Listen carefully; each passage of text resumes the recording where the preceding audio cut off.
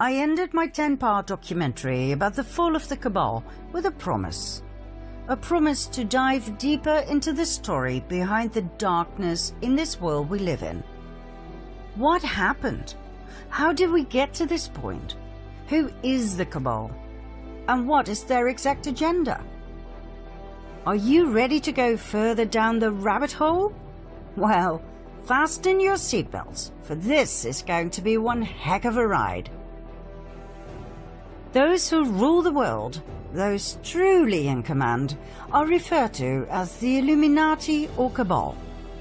Not many people are aware of their presence, let alone their identity.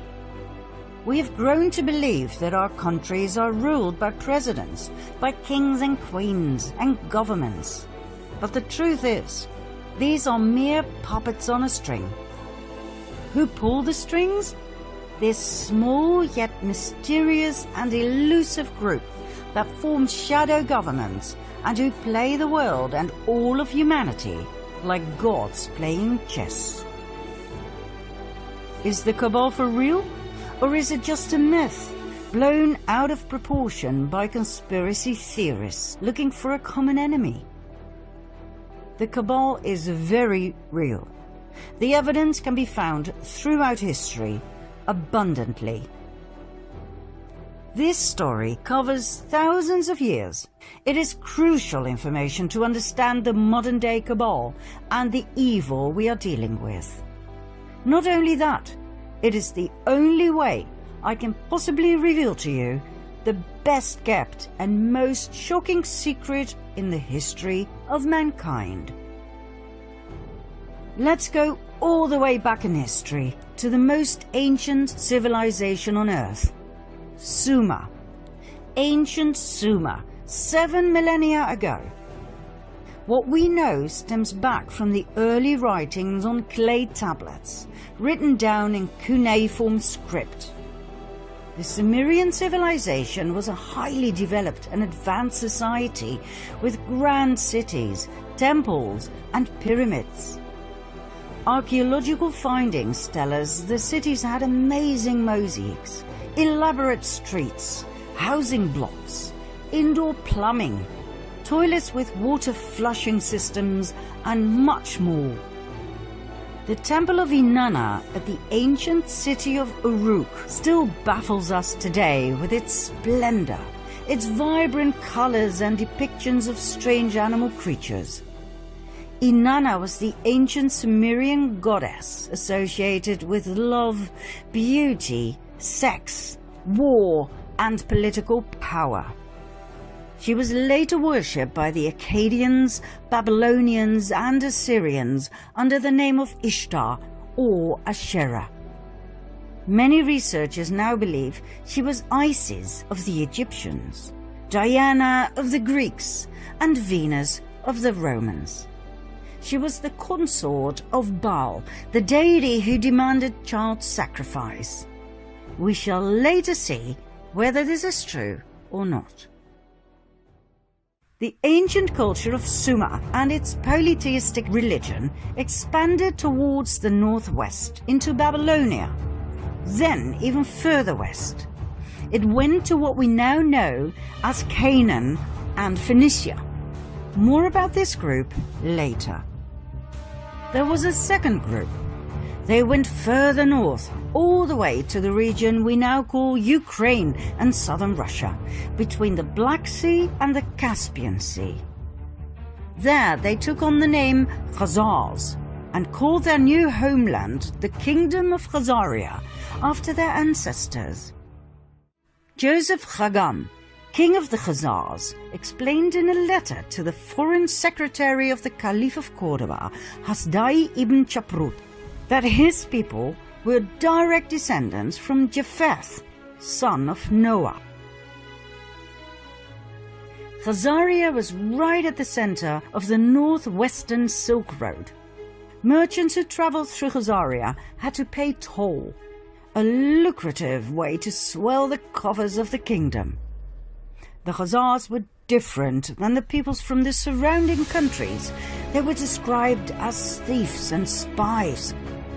They were said to be lawless people who lived a life of sin, of sexual extremities, and of cruelty. They would murder travelers from other countries and adopt their identity. They were masters of deceit. And, last but not least, they were said to worship Baal, also referred to as Moloch, a representation of Lucifer that demanded child sacrifice. In return, Baal was said to reward them with riches, with fame and fortune. The neighboring countries despised them. They hated their sacrificial rituals in which they threw babies into the flames or cut them open to drink their blood and eat their flesh, claiming it gave them incredible power and energy and eternal youth. Urged by these surrounding peoples, the Russian ruler knew he had to do something. In the year 600, he warned their king, Bulan, that their Luciferian practices had to end. He told him they had to convert to either Judaism, Christianity, or Islam. The choice was his. Bulan chose Judaism. But he did not really convert. He merely took elements from Judaism and forged them into his own Luciferian belief. King Bulan and his people lived on and prospered. Nothing much had changed, except for the fact that for outsiders they now called themselves Judeans, which they were not. Mind you, the name Jew wasn't invented until the 18th century. 4 centuries went by. In 965 AD, the Russian ruler, Grand Prince of Kiev, Sviatoslav I, felt they had gone too far with their continued devil-worshipping and child sacrifice. He decided to wipe them out. But the Khazars had their spies everywhere, and the Russian cunning plan was brought to the ears of the Khazarian king, who, just in time, fled the country with his 25 wives and 60 concubines, all of the nobility, plus an enormous amount of gold and silver. The entire exodus of royalty and nobility went via Hungary to Poland, then from Germany southward to France and Spain. Everywhere they went, some were left behind. In order to reveal their true identity, they called themselves Ashkenazi Judeans, knowing very well that their new home countries would not exactly be eagerly awaiting Luciferian Khazars. Ashkenaz, by the way, was the name of a region they inhabited during their migration from Sumer to Babylonia to the Caucasus. Like all regions at that time, this one too was called after the descendants of Noah, Ashkenaz being a grandson of Japheth and great-grandson of Noah. Now don't worry, you don't have to remember any of this. We just need to tell you from a historical point of view. It does explain a lot though, as Japheth, son of Noah, had 2 grandsons, Ashkenaz and Togarma, who became arch-enemies according to rabbinic literature. Now the people we are dealing with here descended from Togarma, yet they adopted the name of their arch-enemy, Ashkenaz. Why? We will soon find out. Just remember this, it was all by design. The Ashkenazim settled in their new homelands and swore to rebuild their empire. In no time, they built up an empire of wealth and influence. After all, they were the royalty and nobility of the ancient bloodlines of Sumer and Babylonia. They had the startup capital, so to speak. They swore to take revenge on Russia, the country they had been expelled from. Their revenge also stretched out to the Jews, as in the original people from Judea. Why? Because back in the time of Princess Jezebel, during a situation in which 2 deities were challenged, they chose Yahweh over Baal. That was their death sentence, as the Khazari and Ashkenazim would never forget nor forgive. Within a few years after they had settled in Europe, they formed an absolute master plan. A plan so big, so intelligent, and so evil, it would change the fate of the world forever. One of the Khazarian families that had joined the exodus from Khazaria was the Rothschild family. That's right, the Rothschilds I talked about in part 2 of my previous series. They settled in Frankfurt, Germany, where they became wealthy and powerful through trade and banking.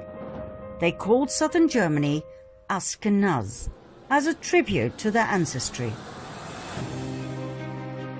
They offered notes to travelers who left behind their gold and silver, safely stored in the vaults of the Rothschilds, banknotes against deposits. This way they collected an unprecedented amount of riches that, combined with the interest they received, were further used to extend their wealth and thus their power. Meyer Amschel Rothschild had 5 sons who became powerful bankers in 5 large cities: Frankfurt, London, Paris, Vienna, and Naples. In no time, they gained financial power over all of Europe. They became the personal bankers of kings and queens. They even became the treasurers of the Vatican.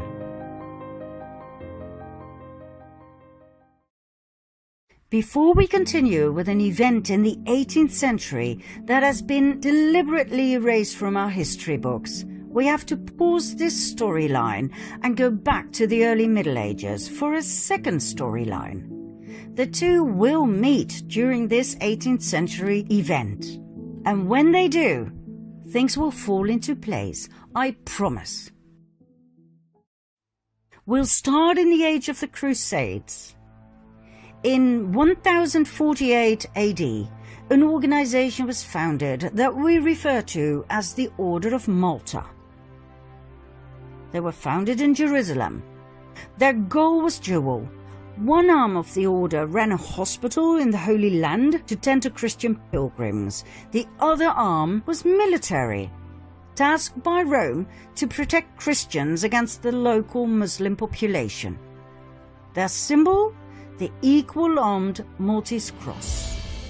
During the first 50 years of their existence, Jerusalem was Muslim territory.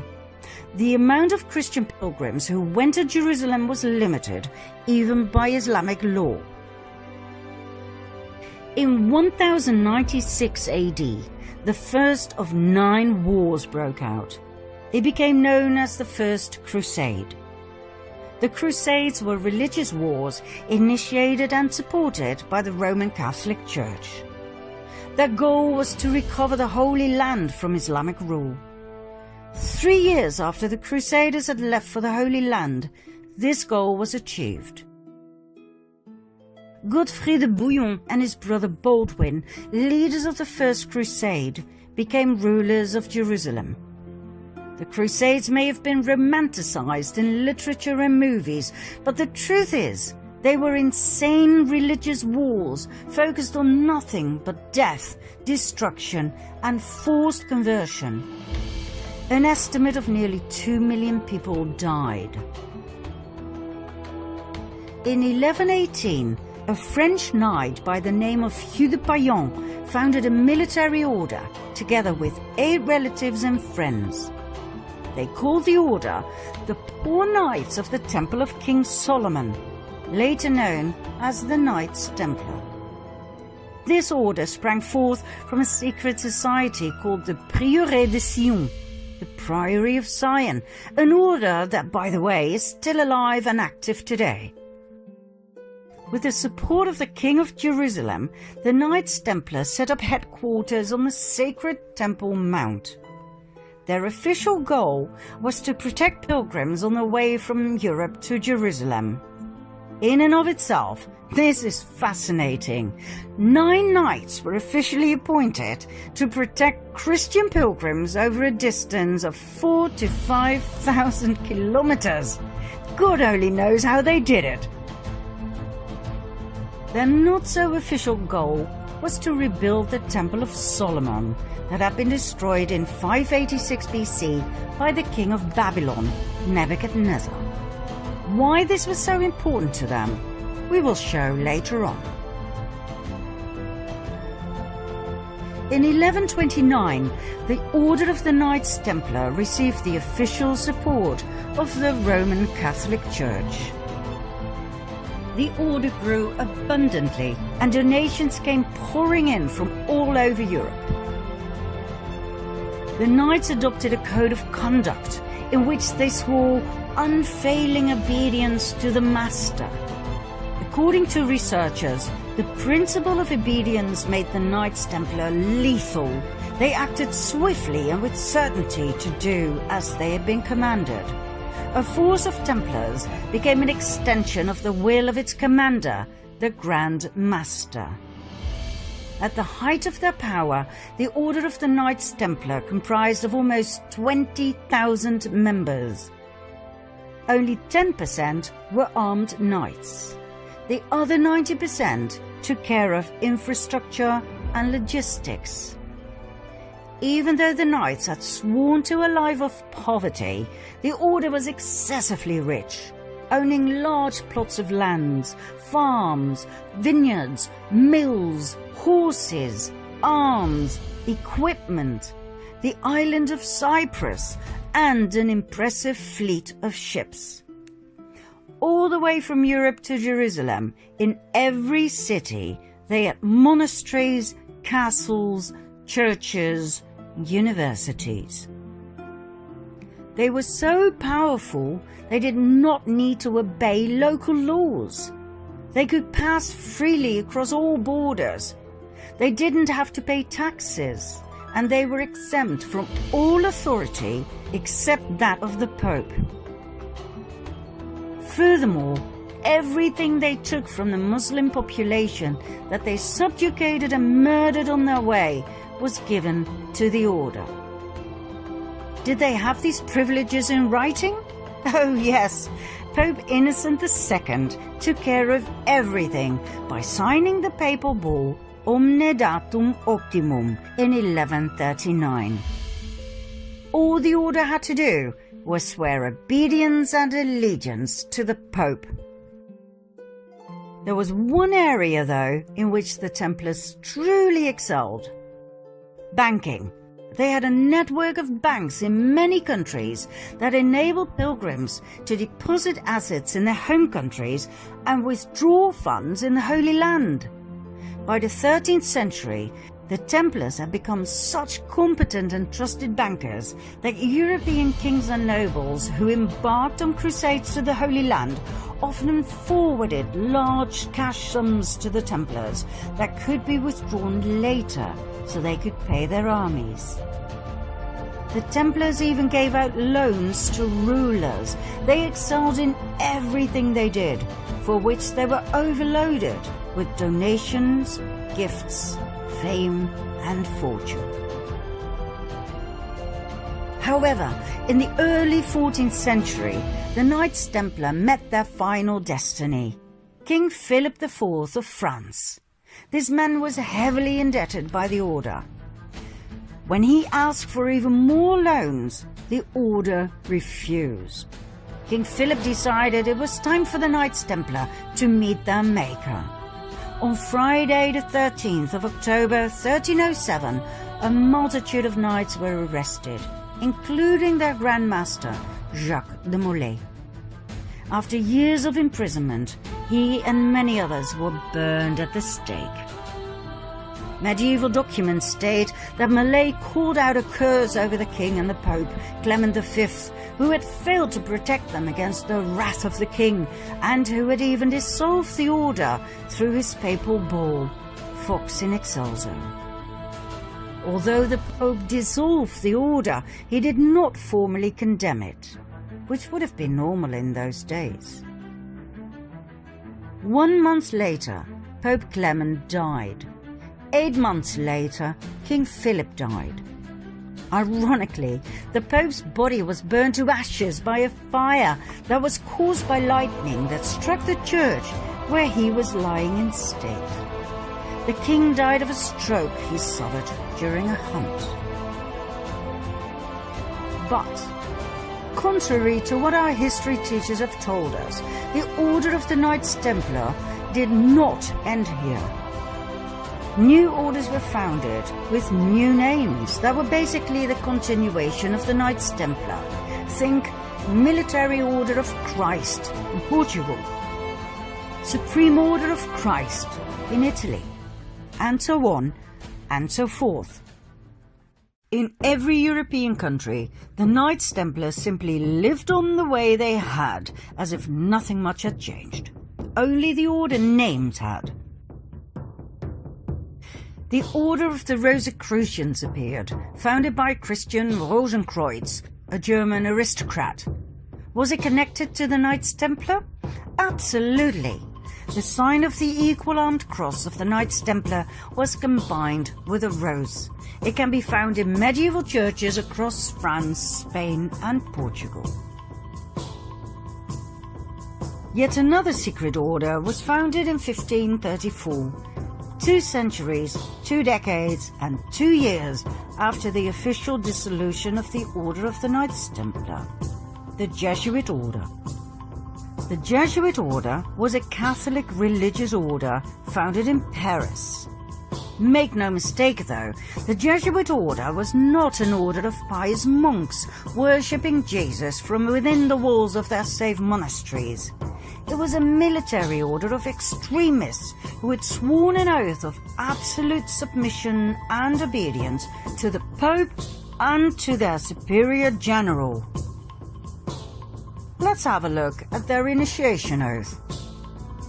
I declare that I have no opinion or will of myself, but without hesitation I will obey every command I receive from my superiors in the Pope's and Jesus Christ's militia. I promise further and declare that when the opportunity arises, I will conduct a ruthless war, secretly or publicly, against all heretics, Protestants and liberals, as I am instructed to do, to exterminate and destroy them of the whole earth, and that I will not spare age, sex or class, and that I will hang up, burn, boil, cook, peel, strangle, and bury these shameful heretics, rip the stomachs and wombs of their wives, and crush the heads of their children against the wall, for the purpose to destroy their horrible race forever. If this cannot be done openly, I will secretly administer the cup with poison, the strangling rope, the steel of the dagger, or the leaden bullet, regardless of the honor, rank, dignity, or authority of the person or persons, as I will at any time be instructed by an agent of the Pope or superior of the Brotherhood of the Holy Faith of the Order of Jesuits. In confirmation of which I hereby dedicate my life, my soul, and all of my corporal powers, and with this dagger which I now receive, I will subscribe my name written in my own blood, in testimony thereof. And should I prove false or weaken in my determination, may my brethren and fellow soldiers of the militia of the Pope cut off my hands and my feet, and my throat from ear to ear, my belly opened, and sulphur burned therein, with all the punishment that can be inflicted upon me on earth, and my soul be tortured by demons in an eternal hell forever. Not exactly what you would expect from an order of Jesus, right? Mind you, when we refer to the Jesuit order in relationship to the Cabal, we are not talking about the lower segments of the order.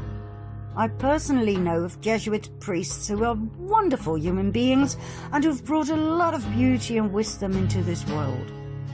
What we're referring to here is the top of the pyramid, the absolute elite of the order, better known as the Jesuit Council. Documents from the Golden Age show us that the Jesuit order grew into an extremely powerful group of men. Their influence went far beyond the religious world. It stretched all the way into the secular. They infiltrated the old Masonic lodges. The Masons were skilled tradesmen in the construction trade. They worked with their hands. They worked hard, physical labor. The infiltrated Jesuits were allowed to join because of their contributions in the area of architecture, science and arts. They were called the Free and Accepted Masons, hence the name Freemasons. The Freemasons were wealthy men with a special knowledge of architecture. It is known that they were especially interested in the Temple of Solomon, just like the Knights Templar. Furthermore, they were focused on the preservation of esoteric knowledge, for instance about the Kabbalah. The fascination with the Temple of Solomon is not the only link between the Freemasons and the Knights Templar. Even today, the York Rite administers 3 orders of Masonry, one of which is the Knights Templar. The Knights Templar of the York Rite is a military branch of the Freemasons, just like the medieval order of the Knights Templar. They both have the symbol of the equal-armed Red Cross. So, in short, the Freemasons were a highly secretive group of powerful Jesuits who had infiltrated the countless Masonic lodges across the world. They founded their own umbrella lodge in 1717, the Premier Grand Lodge of England, and that would turn out to be their salvation. What happened? The Jesuits had become way too powerful to the liking of 80 heads of states worldwide who obviously felt threatened by the powerful order. They banned the order and put pressure on the Pope, Clement XIV, to do the same. In 1773, the Pope succumbed to their demand. He promulgated the Dominus ac Redemptor, the Bull of Extinction, that put an end to the Jesuit order. It seems indeed history repeated itself. But guess what? It didn't end there. Just like the Knights Templar before them, they continued using another name. In this case, the Freemasons. 1 year after his betrayal of the Jesuits, Pope Clement was murdered by poisoning. Just like the Luciferian Khazars, the Jesuits too, and their predecessors like the Knights Templar, had a taste for revenge. Now we promised that our 2 storylines would come together at an historical event that would massively impact the world. We have finally reached that point. Do you want to know what happened? Follow me to part 2.